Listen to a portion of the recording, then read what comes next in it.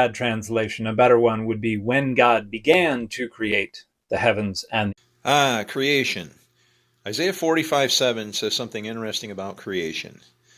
And it poses it in contrast against forming and making. And I would give you the idea that, well, Adam was formed and Eve was made.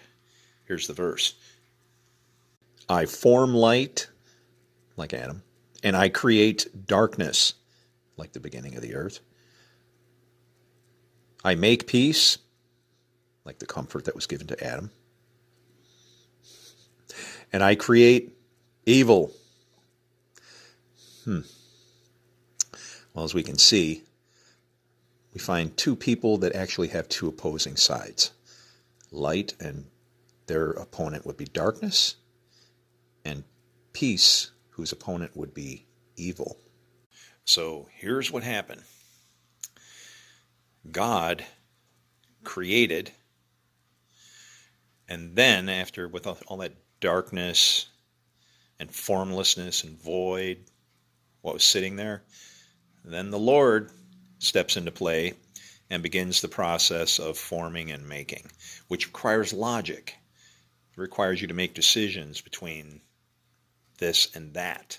You have to have discernment.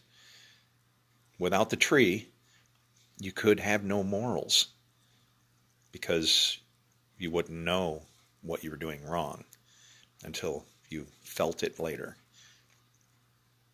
Without taking from that tree, we would not be able to die, which is that's the highest expression of love, right?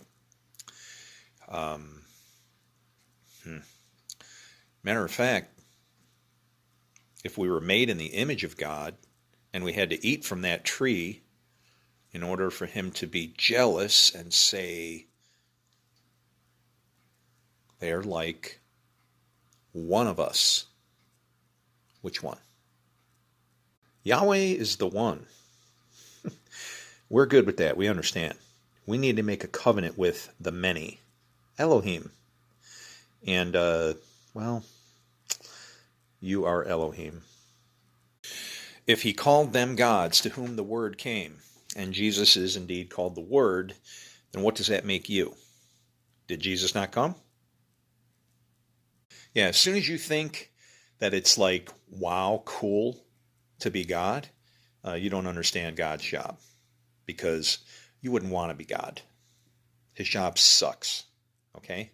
Imagine not being able to just, you wouldn't want me to be God.